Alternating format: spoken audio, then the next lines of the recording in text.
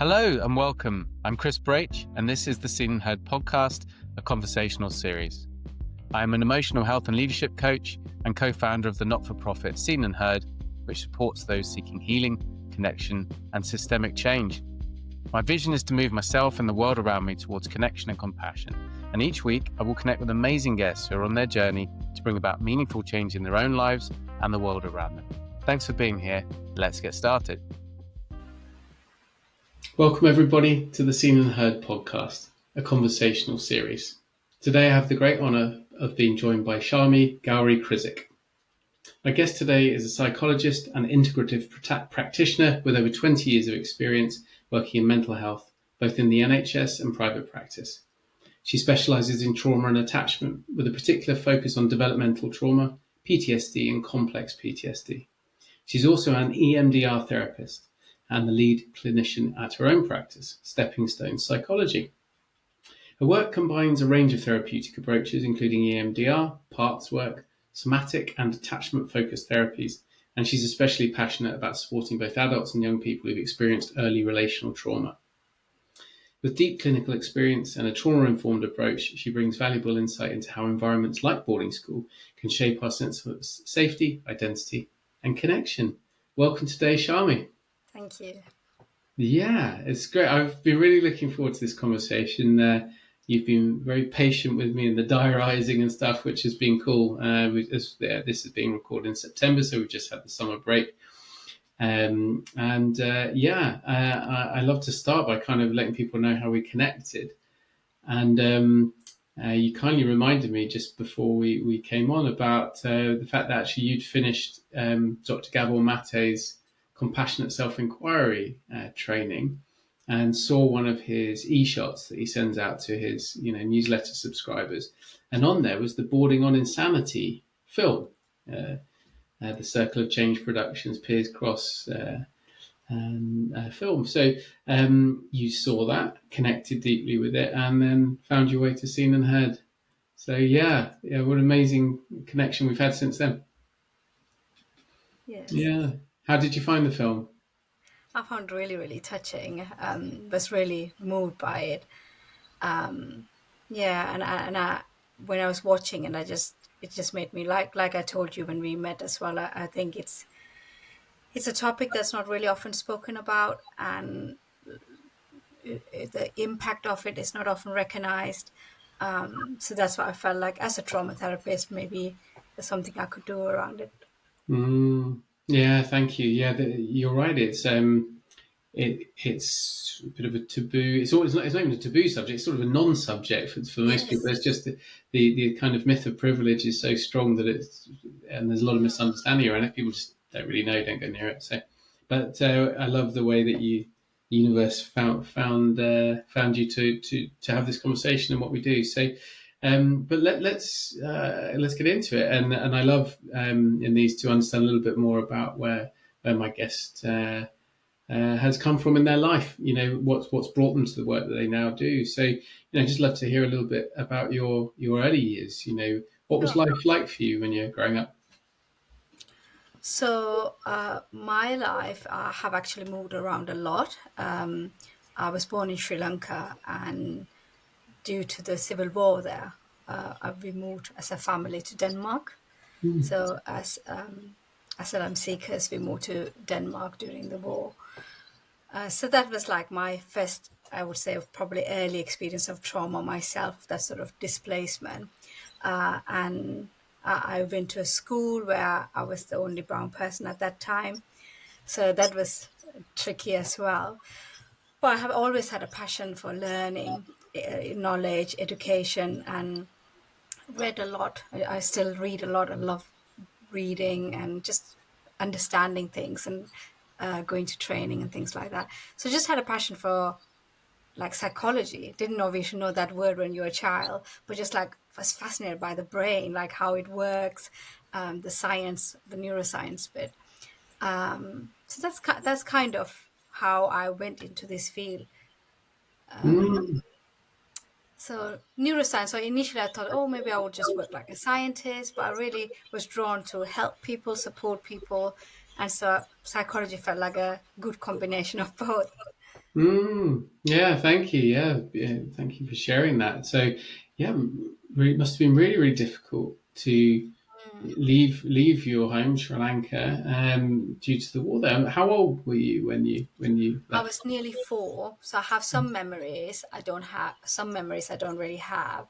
Mm, Um, but I do sometimes talk about it with clients in terms of how people can be really hard on themselves about, oh, I have done therapy, so many years have passed and I'm still having these triggers.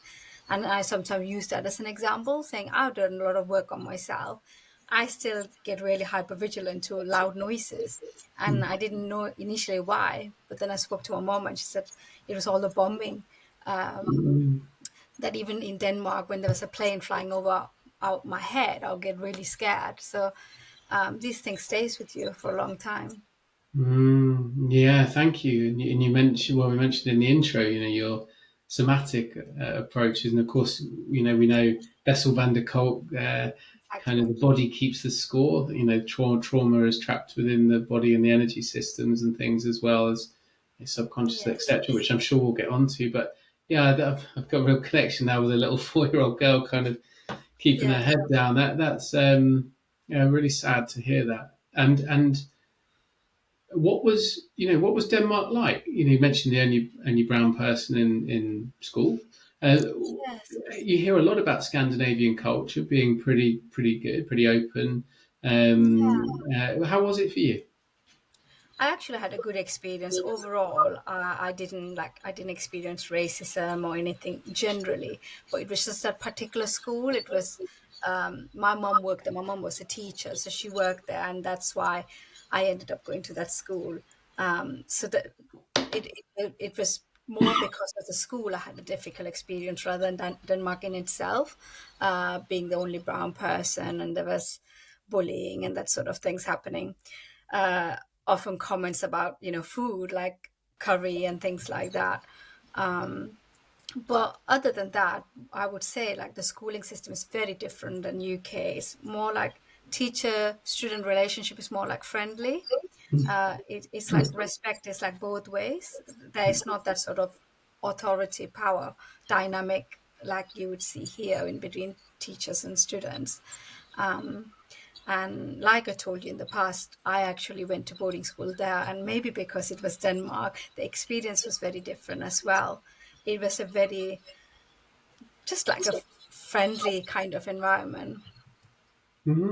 Thank you so much. Sorry, I missed drank one of my tea and I had to sort of. Yeah, so if you saw me go red faced in the background, that was what that was. Thank you for sharing that. And with yeah, I think that educationally in this country, that part of the challenge is that word, isn't it? Education. It's about sort of forcing in the Mm, knowledge as opposed to the child's development journey, if you like. And I know that that's starting to change in some areas of yes. education, but it seems like a slow process. And so, boarding school in Denmark, then. Yeah, how did that come about? If was your mum working at that school, or was it a different No, school? no, no. No, so that was later in my life. So young adult, I was like 16. I was going through some traumatic situation at that time. And as a way of creating some safety, um, that was the decision made at that time. So I Mm, went to a boarding school, and I actually had a really positive experience. mm, It felt like going on a residential, but I think it's my age as well. I was like 16, 17. So it's just a group of teenagers, and we had a good time. thanks. Yeah, I mean, I think something I certainly advocate for is that boarding from 16 and up. Mm, Particularly if there's a really good reason behind it, which you've clearly said, or people are into sport or drama, or exactly. there's sort of just, or they might just be ready to fly the nest a little bit. That developmental impact at that age isn't there that it is with early years boarding. I think early years boarding, particularly sort of pre-13, is problematic for Yes. child developmental psychology, which I'm sure we'll come on to for attachment. Mhm. Yeah. Um, but I'm glad to hear you had a good experience, and yeah, that's was promising. So Yeah. as you're moving through, then you kind of this was the end of your teens in boarding school. You were in Denmark still. Obviously now you're in the UK. I'd Yes. love to hear a little bit about the kind of path. What happened next? So I was in Denmark. I did my studies, and then I actually went very short time back to Sri Lanka. My family had moved back, so I was pretty much on my own for a while in Denmark, Mm. and I miss my mom, so I went back. And again, some traumatic circumstance, I couldn't come back to UK. I had just moved to UK from Denmark after finishing my studies there. I came to UK to start my university degree. Went back temporarily. I had to stay there for a while.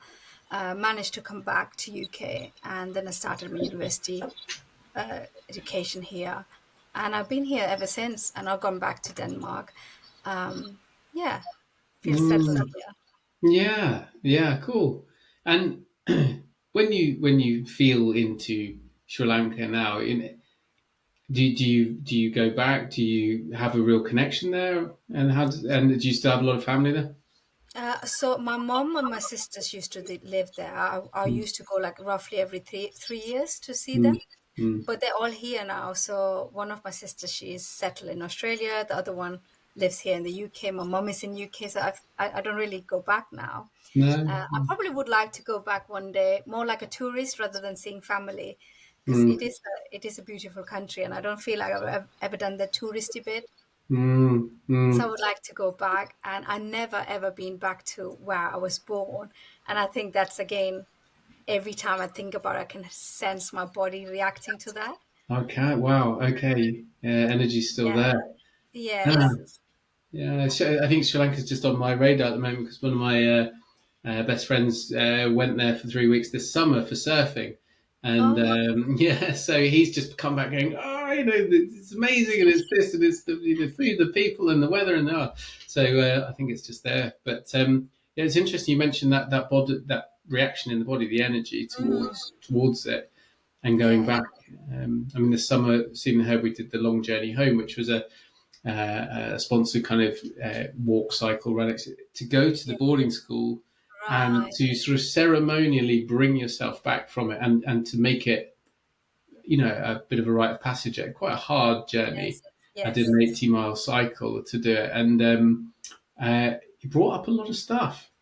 Felt my body tense up as I got Yes. there, and Yes. and then felt a kind of a release of weight afterwards. So, Yes.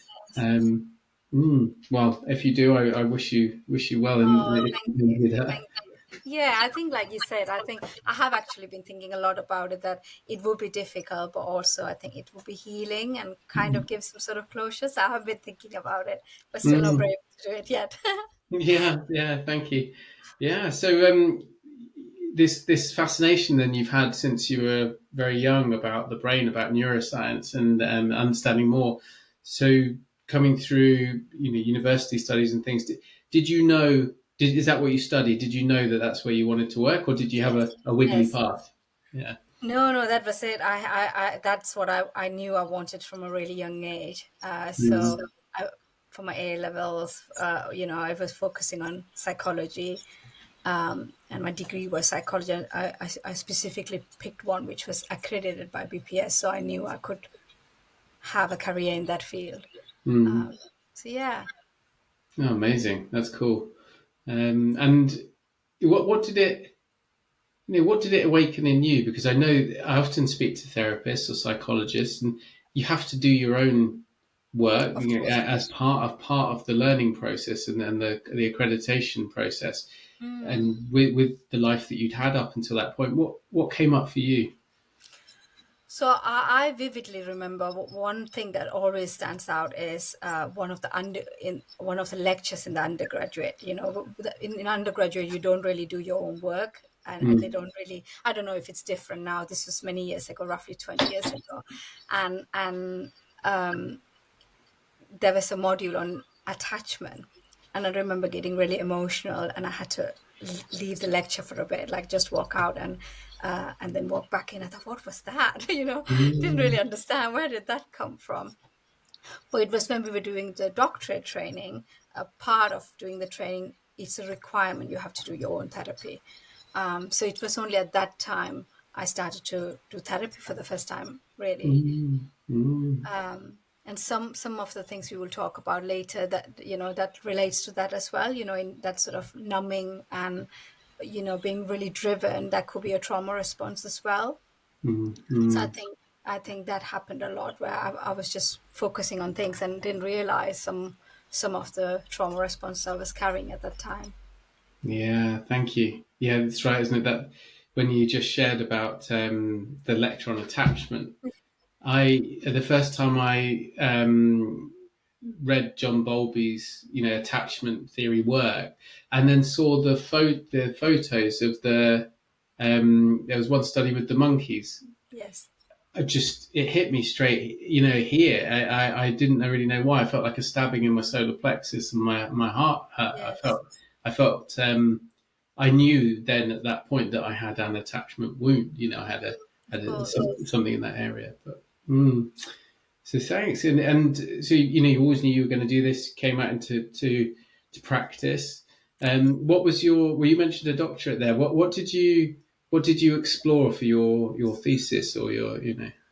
Actually, like attachment, developmental trauma, uh, but rather than focusing on, I think a lot of times when you look at trauma or anything like that, the focus is on the negative part, like, oh, there's an issue with this, there can be long-term effects, which of course that's true as well. But I thought I want you to look at resources, coping strategies, and strengths. So that was what I was exploring at that time. But when you're doing a doctor, you have like different clinical placement. So I had to work in camps for a bit with the children and young people, adult mental health. So when I was in camps, I knew this is definitely something I'm feeling drawn to. So I looked for different jobs, and I was fortunate enough to get a job as a trauma and attachment specialist at a therapy center, which they specialize in trauma and attachment, especially children who have been removed from care, sorry, from home, and they're living in care. So I would say that was when I started to specialize in this field, not really when I was doing the doctorate or undergraduate. Mm. Yeah, thanks. It suddenly feels very clear path as to why the boarding school stuff kind of Yes, spoke to you. Whether if that was your, whether it's state care, whether it's exactly. people are orphaned, whether it's born boarding school, which Nick Duffel calls privileged abandonment. There's that separation from home. And Exactly. as you would experience yourself, yeah, from Sri Lanka. So yeah, thank you for sharing that. So as you started to specialize, then you started to specialize trauma attachment. Yes. Um, what what were you seeing in? Let's start with the young people that you work with, because Mm, obviously, in my work, I tend to see people when they're older. So sure. the classic sort of midlife. Sure. I won't call it a midlife crisis because I call it midlife breakthrough. I'll use that one because that was my experience. But um, I do have some younger clients. But how is trauma and attachment showing up in younger people that you're working with? So one of the things would be, obviously one of the main thing would be struggles with attachment. And for anybody where the word attachment might sound like a foreign word, it's more about how one relate to themselves and relate to others. And in young children, it could be forming relationships with others, and even maintaining those friendships will be difficult. In schools, they will try to push the teacher away. It might look like they're being naughty children who don't follow rules, or very withdrawn, wouldn't engage. Sadly, often these children might be seen as having a problem, or being punished, but really it can be often cry for help. It's not often identified like that. especially when it's a child who, like you said, it might look like their situation is privileged. I often have social workers or others would say like, well, parents were really good, they're well educated, they're in good job, they're not divorced, like that, there's not, everything seems okay. So it's more the child just being attention seeking and things like that. So there's really a lack of understanding at times. Whereas if there's other issues in the background, it's easier for people to recognize that. Mm. But it's also about the child's or young person's relationship with themselves. Often they lack, self-worth issues, low self confidence, things like that, which will again come out in different ways. Mm. They can Mm. be labeled as lazy, not motivated. You can't, but it's not really always an attitude problem as such. Mm. Thank you, Shami. Yeah, there's so much in what you just said that something at Seen and Heard Schools, which is our work that we do with schools to improve wellbeing and welfare for young people and teachers, is this idea of a trauma-informed school, a Yes. trauma-informed institution, and it's growing in popularity and awareness now. Scotland, particularly, are well ahead. With their state schools in Scotland, not the private schools, but the state schools. Wales is just launching a new program around wellbeing, welfare, and trauma-informed schools. So it's getting out there, but it's slow. Yes. Yes. And as you say, if you once you understand that, you move away from a behaviorist sort of Mm, mindset to just that. Okay, so what's underneath this? What's yes. going on? And you mentioned that's often these attachment Yes. wounds. Yes. Yes. And like you just said, Chris, if you really think about it in school, like in my mind, I was thinking about children who have been moving from one home to another home. They've been removed. I know it doesn't apply directly to boarding school, but if you think about it, a fear of that sort of abandonment, that's often there. So in British schools, often when a child is being perceived as naughty, they're misbehaving, there can be exclusion then, or something which feels like you're on your own, which can be another trigger on top of what they're dealing with. So being trauma informed, like you just said, that can be really really helpful, because Mm, people would often say, oh, the child was naughty, but then they were being disobedient, they were doing this, they were doing that, but not really understanding that it's important to move away from that sort of behaviorist approach, mm, see what's mm. happening underneath. Thank you. And something else you mentioned that was powerful was around you know, class structure and perception of privilege, particularly in this country. It sits underneath absolutely everything. It's at the heart of everything. So as you said, social workers were saying, "Oh no, like nice middle class family, a couple together, they've got a home. How could they? What have they possibly got to that could have wounded them, could have hurt them?" Yes. And of course that's very much the case in not so much the state boarding schools and things, but um, in the fee paying independent schools. Is we spoke to both the NSPCC and Thrive Approach, who are a very good organisation against schools, and they said that in their opinion, trauma shows up differently in boarding and independent schools as it does in state system. Someone's throwing chairs. There Yes. is a massive emotional dysregulation, Mm. and it's obvious. What they're seeing there is fight and flight. So they're Yes. seeing fight in the classrooms or flight. The kids aren't turning up to school. They're truant. They're or just Yes. absent in lessons.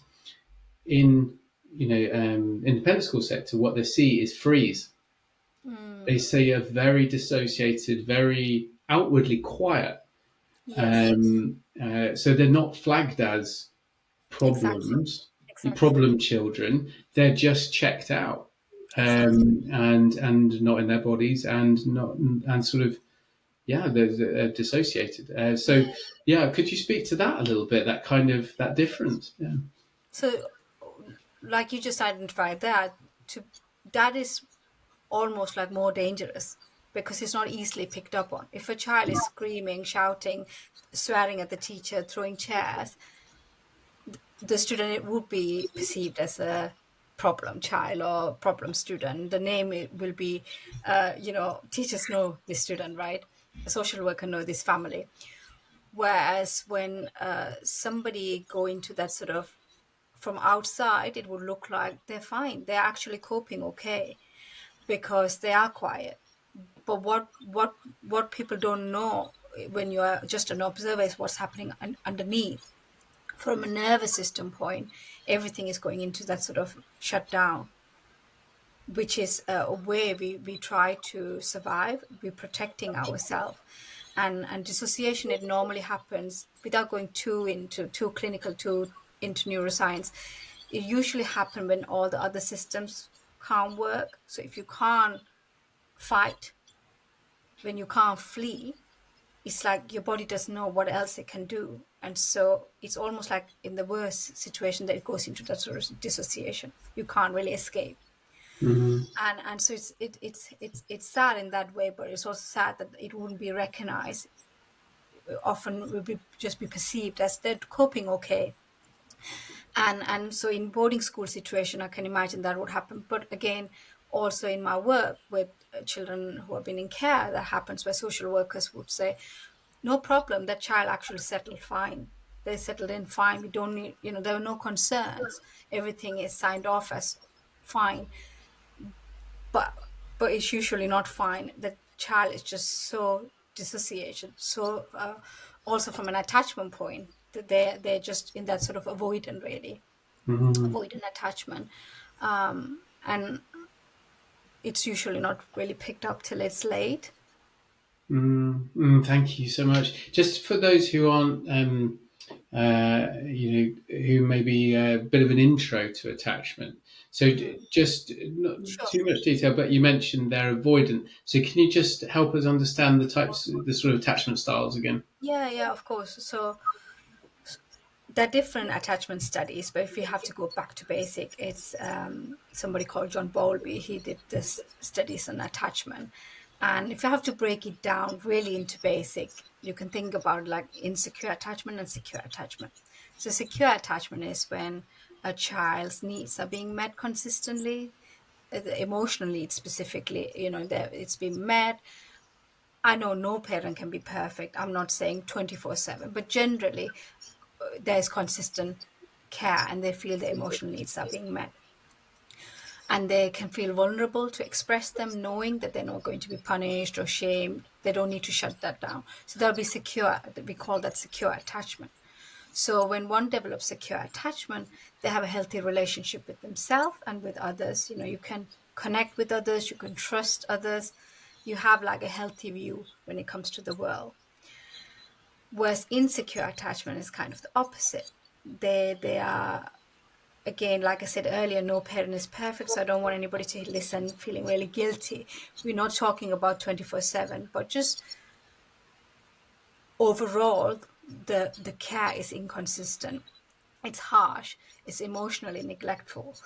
If that is the case, the child is more likely to develop what we call insecure attachment. And again, that different studies say different thing about how many type of insecure attachment there is. But if you think about it from boarding school kind of perspective, you can break it down into avoidant attachment and anxious attachment. Both come from a place of fear. So anxious attachment is like you have this sort of deep fear of abandonment. So you constantly need reassurance. You need to feel close to somebody. In school, the child probably just follows the teacher all the time, and people would say, "Oh, clingy or needy," that sort of terms. That's usually anxious attachment. Avoidant attachment is almost the opposite. They distance themselves because they fear of being close to people, and again, it can often be perceived as in a negative way, saying, "Oh, they are cold and detached," but really, it's coming from the same thing. It's fear. Both is actually fear, wanting to protect themselves, but it's just displayed in different ways. Thank you. That's really helpful just to hear it put like that. And with the late wonderful Dr. Joy Chevron, her work on boarding school syndrome gave the ABCD. So abandonment of the child, the bereavement, the bereavement, the loss, the grief of home, and any connection that was there, or even just the home comforts. Of course. C, captivity. There's no getting away. So as you said, the next thing, if you can't get away, if you can't flee and you can't fight, the D of ABCD is dissociation, Yes, is to check out and detach. So exactly.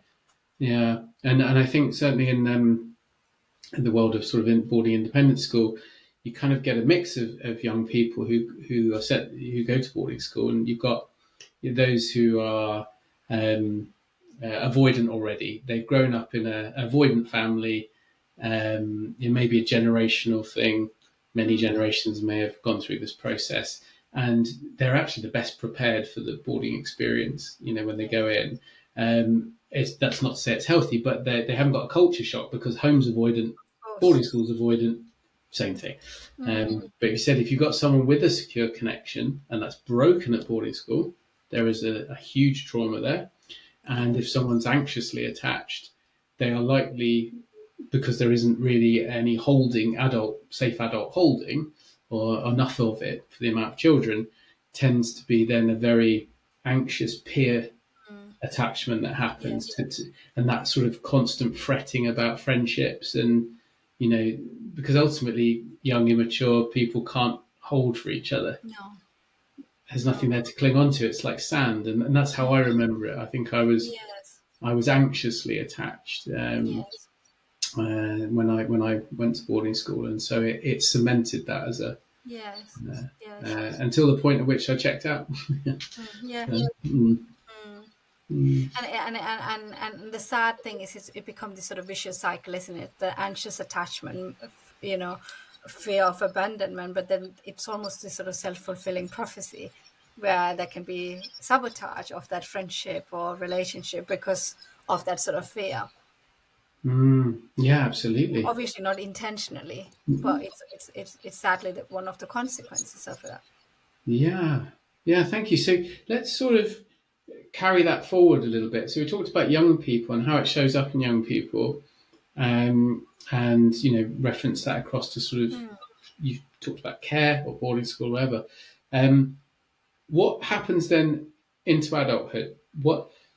How do these early wounds, attachment wounds, start to show up in behaviours in kind of adult relationships, etc.? 100%. So that is what would happen because often, like you said, it's normalized for so long that people really struggle to recognize that this is a problem, and so it can come out in with the relationship with themselves. So things like emotional regulation might not come naturally, emotional awareness might not come naturally because one might have numbed those emotions for so long. Trust with others, which is obviously so important in relationship, trust with others, connection with others, so that often have a negative impact on relationships. When I say relationship, I mean any relationship, but more so when it comes to intimate, partner relationships. So that, and then that sort of generational trauma as well, because often people, again unintentionally, they might repeat that sort of pattern of emotional distancing with their own children. That doesn't always mean that they send them to boarding school. Some do, but others they might not. But even in their own home, they might not be able to be emotionally vulnerable with their children or emotionally express themselves, but equally not create an environment where the children can come to them in terms of being emotionally available. Thank you. Yeah, it brings up a lot of sadness for me because I can see it. I can see how it showed up in my life. With Yes. with my parenting, and my kids say there's old daddy and new daddy. So there's daddy before the breakdown and daddy after the breakdown.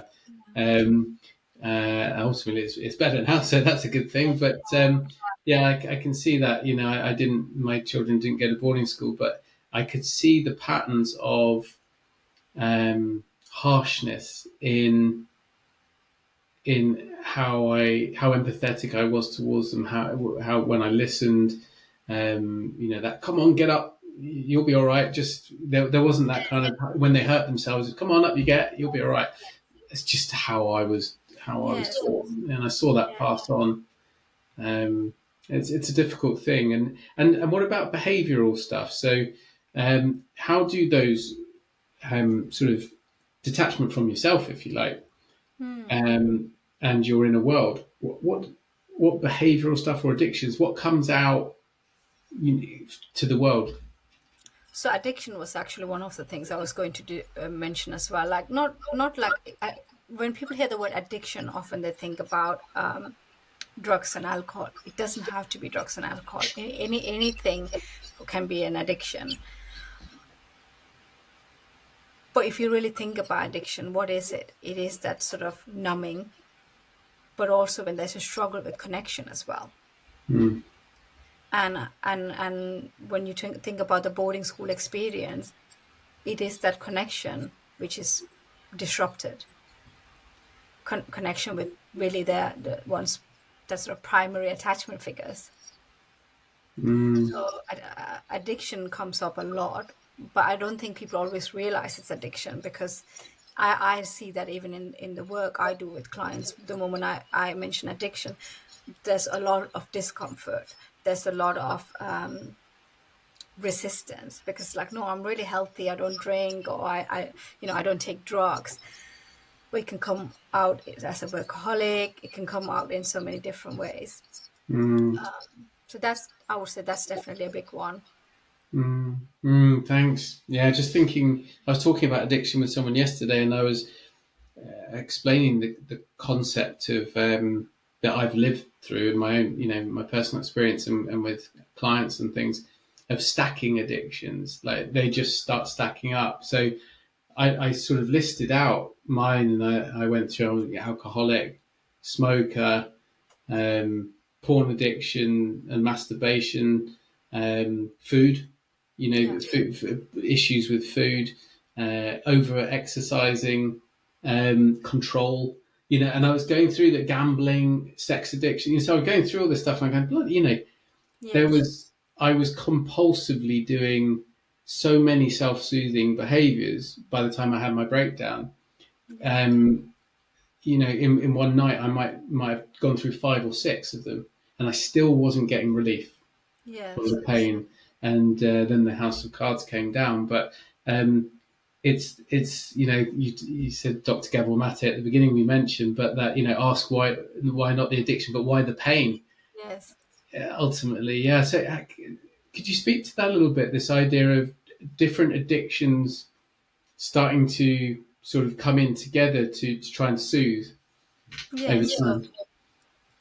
So it is like you said, it is a self-soothing behavior, and I think often people don't see it in that way. It is more like focus on the behavior.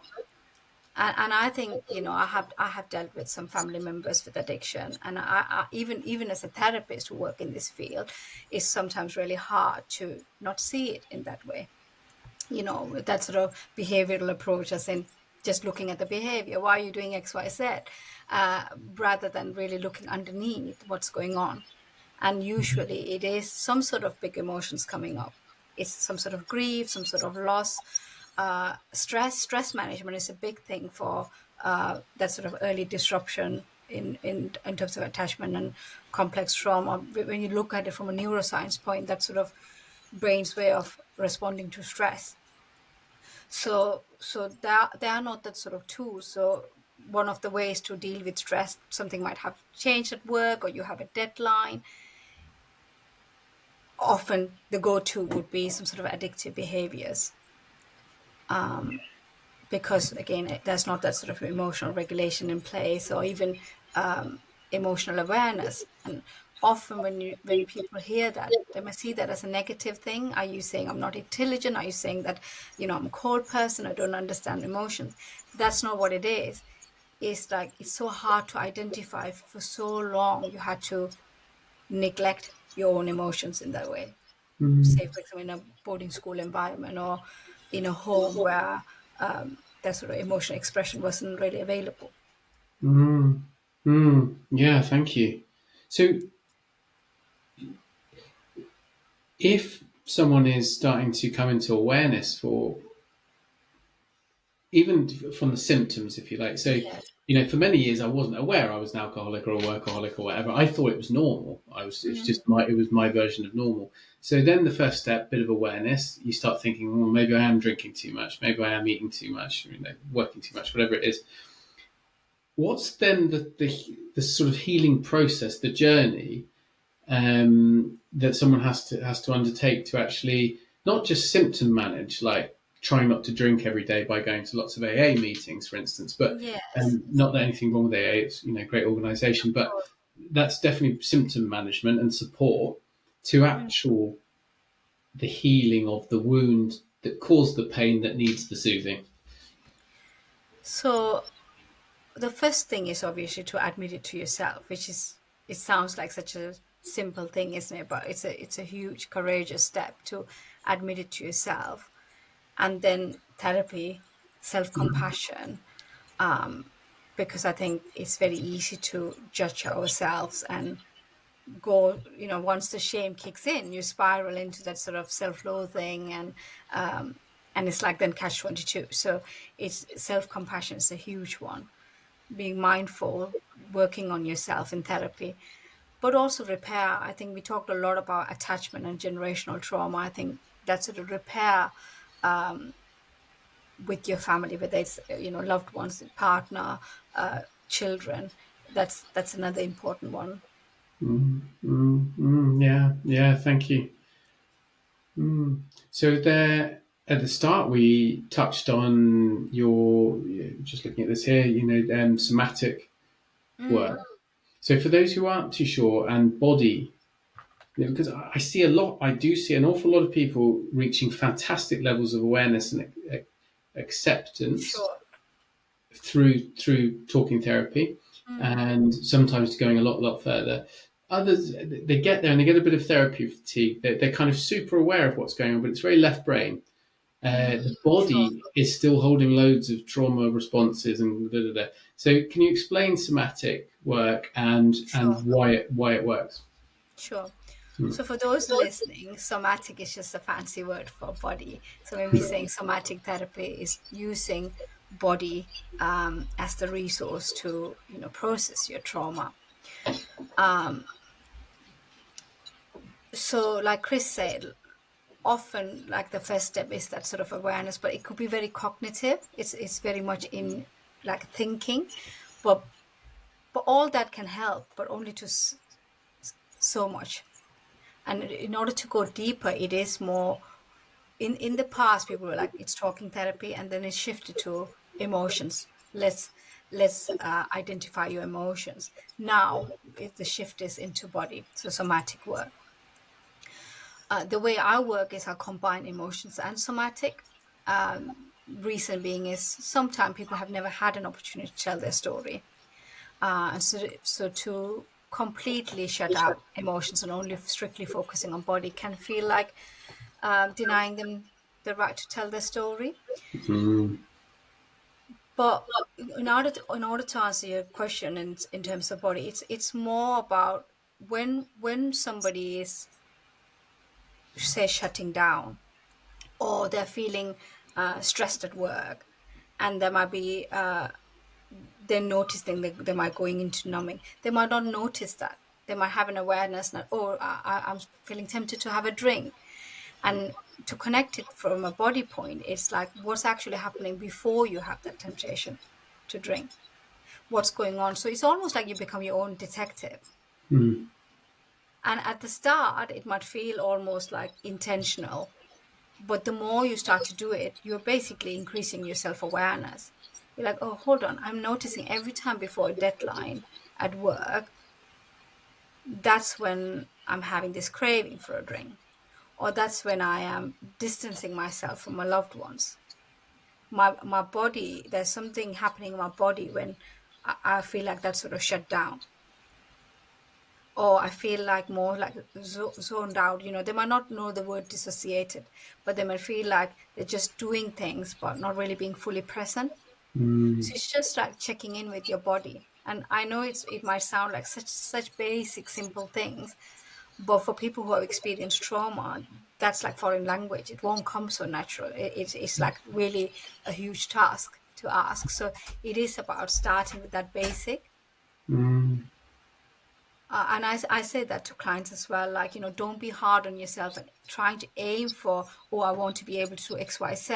Start with the basic. Where are you right now? What are you able to do? Can you even feel your feet? mm, Can you, when you're telling me you're feeling anxious or whatever, what's going on in your body? And mm, some people will say at the start, nothing, I can't actually feel, I'm so detached. yeah. So that sort of integration is when you can start to feel that. And it's, you start with the bare minimum. When somebody say I can't feel anything, it's like, can you just grab one hand with the other? Can you feel that? And that's something so basic. And I know I even do that. Like if I'm feeling really anxious or something, I just like that sort of firm touch can be really grounding. Mm, Just something mm, simple like that.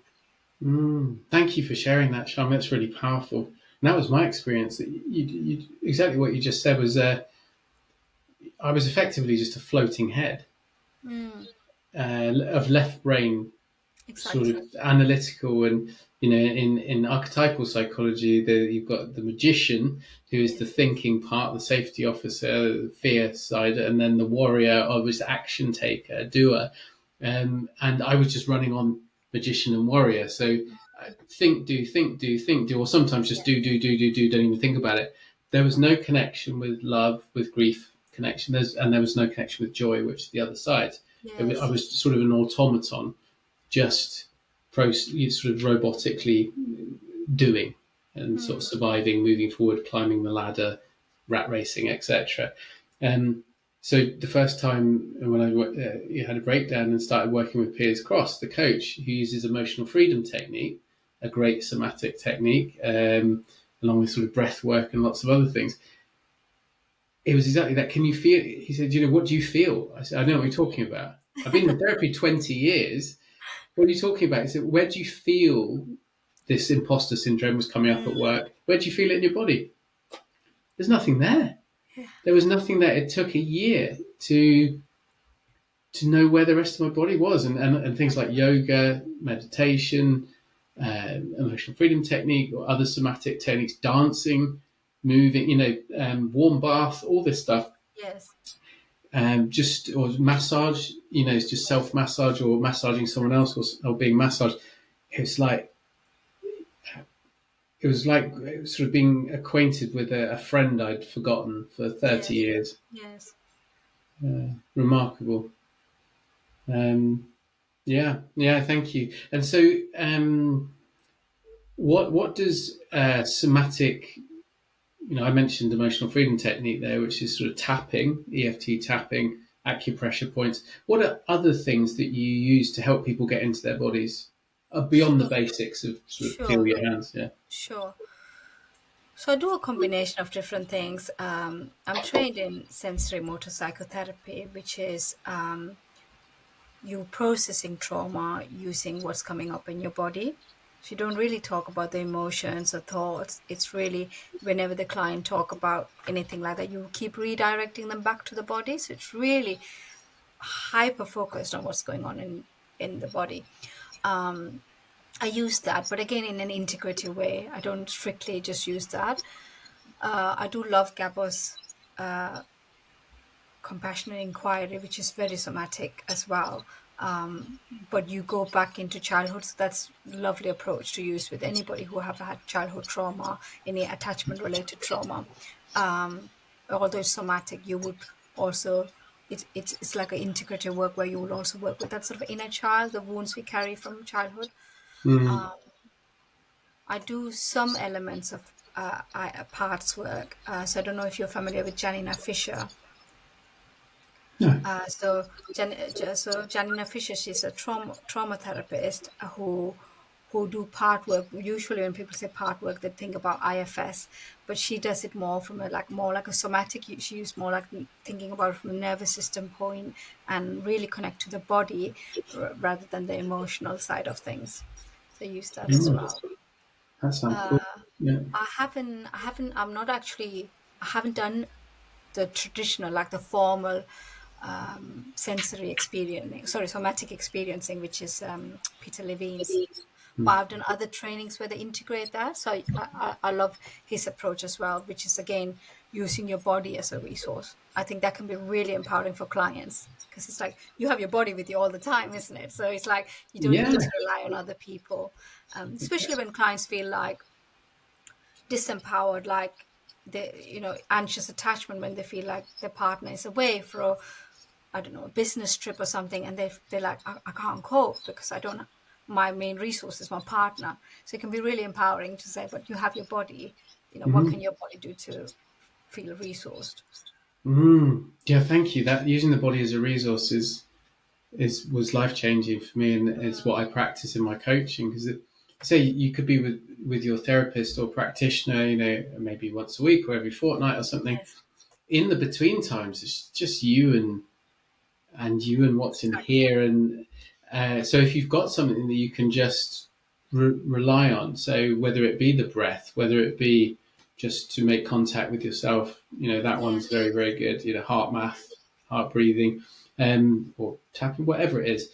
yeah, You become your own. You become a detective of your own body and your own experience, and you can get a lot more work done. You can go yeah, further faster if you're doing it exactly, on your between exactly, sessions. Yeah. exactly. For anybody watching, like if it's helpful, I don't know if I'm pronouncing her name right, but you can write it down. Her name is Debdana or Debdana, I don't know. It's you can it's card of deck of cards, Pick of where cards. it's deck of cards where she's kind of translated polyvagal theory to just normal day-to-day language. But it's amazing because whenever you are in that sort of shutdown, which from a neuroscience point it's called dorsal state, she has color coded them. The cards are pink. So whenever because most people they'll say, oh, when you are dysregulated, use some sort of grounding or regulation. But her card's amazing. It's for the different state. So if you're in shutdown, you use the pink cards, which will help you to upregulate. And I can't remember the other colors, but then if you're feeling like upregulated when you're feeling anxious and on edge, use the other set of cards, which help you to downregulate. So they're amazing like that. So that's somatic. They're all the cards. I think it's like 50 cards, maybe. They're all somatic cards. I can So strongly recommend those. I use them a lot with clients. thank you. We'll make sure that they're in the show notes. So if anyone watching this on YouTube or listening to it on Spotify or whatever, we'll make sure that that's in the notes. Mm. Yeah, because that sounds really powerful.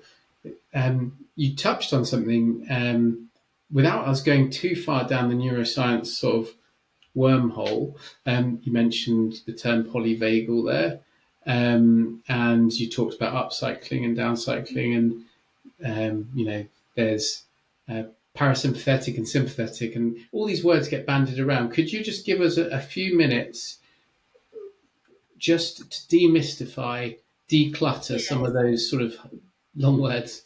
Yes. No, they are big words, isn't it? I think even for people who might not work in that field, it's difficult, and for even us who works in that field, it is it's very clinical terms.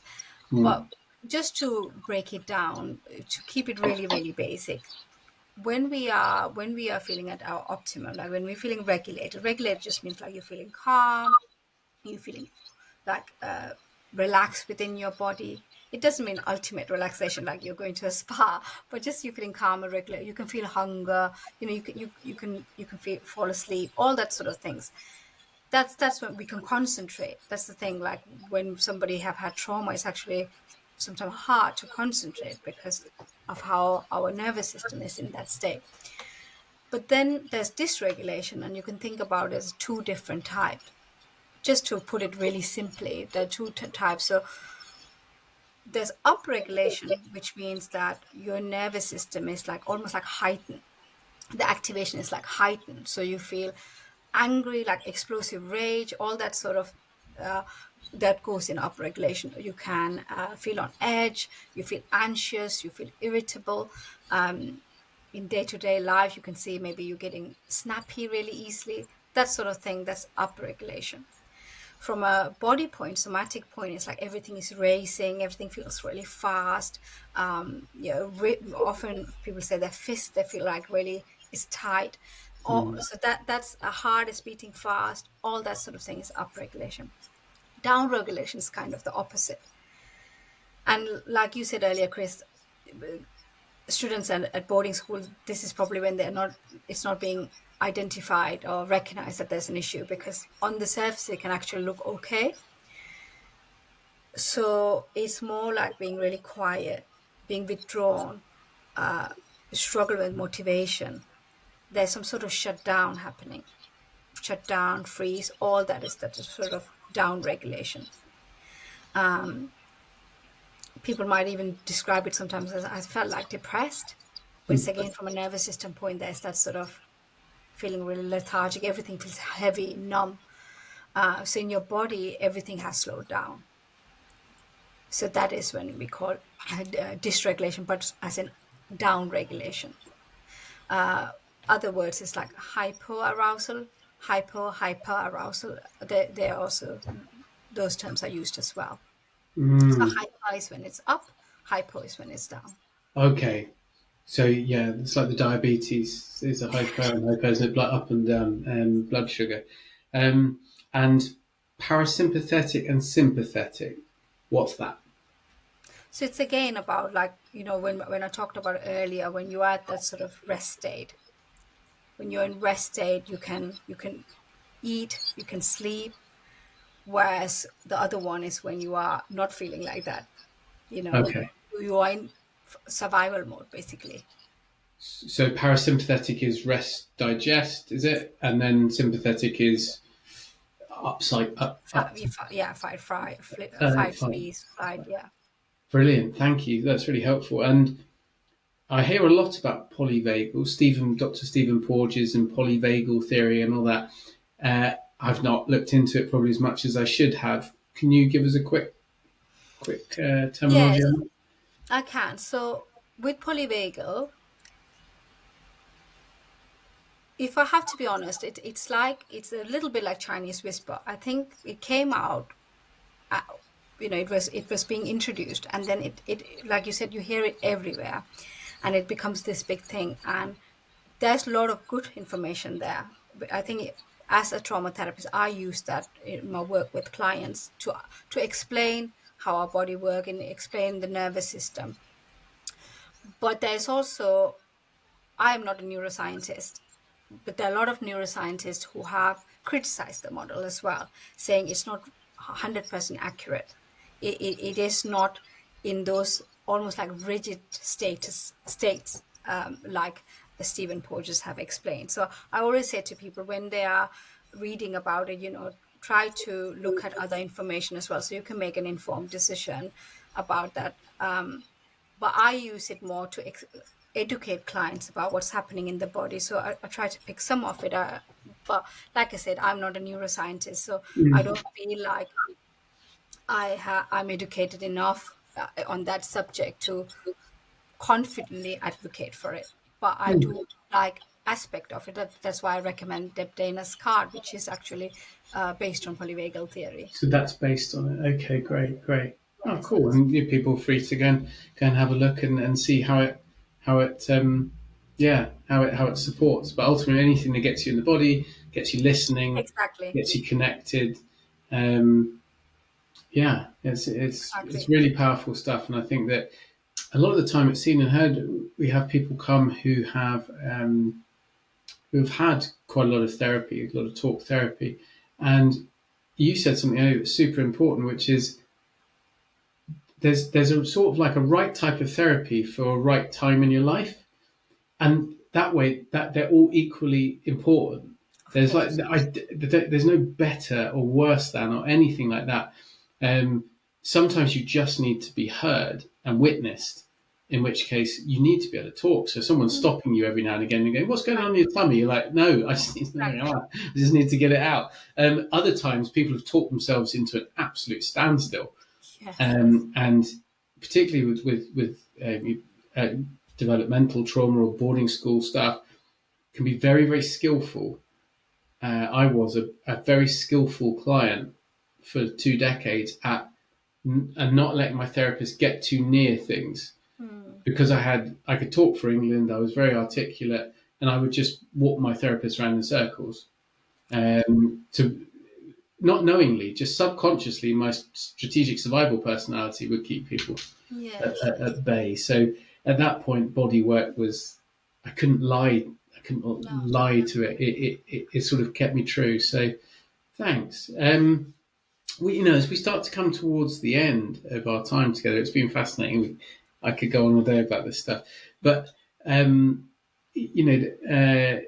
there anything that you feel, given our audience, is really powerful or we haven't really touched on yet? I just want to end with like giving people hope, that I know as a trauma survivor myself, like I know that sometimes it can feel like there's not any progress. It can feel like, gosh, I've done all this work, but I'm still having these triggers. I'm still having these reactions. Just be gentle with yourself and I always say to clients, like, remind yourself that post-traumatic growth or healing, it's messy. It's not linear. It's not like one tick box. Okay, I'm sorted, or I've worked on this one and that's it. Whatever you think you're done with, it will come up later. Like for myself, whatever I thought I worked on when I became parent, some new issues came up. So that will keep happening, and it's in a way it's almost to expect that to happen, rather than thinking, oh, I have worked on this, I've done therapy, and now everything going to be almost like perfect, because then you're setting yourself up for failure. And it's almost like opposite of that self-compassion. So that's just something I would like to share, to be gentle with yourself and kind to yourself, that even when you slip up, even if you have taken a step back, that that's okay. Not okay as in, of course not if you're harming yourself or harming others, but okay as in you're trying again. You're taking that responsibility and keep working on yourself, especially when it involves other people. Like if anybody's listening who are maybe parents, or they have loved ones they have harmed in this process without realizing, because of their own demons, their own battles. It's being compassionate with yourself, but also working on that repair. And that repair happens when we acknowledge it to ourselves, but to the others as well, about our own journey. That's really beautiful thoughts to sort of start to bring things to a close. I think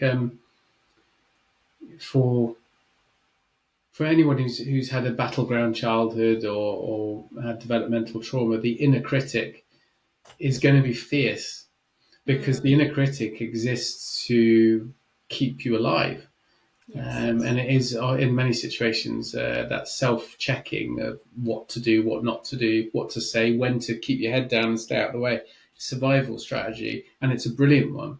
And a lot of the work I do with people is just honouring and thanking that part of you that kept you alive, that protected part, that strategic part, and then just letting it know that it can stand down now. It's tired. It's done its shift, and that self-compassion, the voice then moves from inner critic to sort of inner coach or inner champion, or the king or queen's voice, or whatever your language is. But it's the key then, isn't it? Because as you say, when you fall, then it's the voice that gets you back up. Yes. Definitely. When you mentioned that, it's like meditating, isn't it? People often think the point of meditation is to achieve a clear mind or enlightenment. The point of meditation is to keep trying. Is the the neural pathways that get strengthened are the ones you repeat. Yes. So every time you start thinking about what you're having for lunch when you're meditating, or what so and so said to you yesterday, but you gently, lovingly bring yourself back to the breath or the Yeah. mantra or your body. Every time your body just goes, it's all right. It's all right if I make a Yes. mistake. There's no consequences here. There's only Yes. like, come on, let's have another go. So you're saying that, look, in the therapeutic journey, in the healing journey, there's no end point, and don't give up. Just keep going. So thank you. It's been a lovely conversation, and thank you as well for contributing to the article "Is Boarding School Right for My Child?" You're welcome.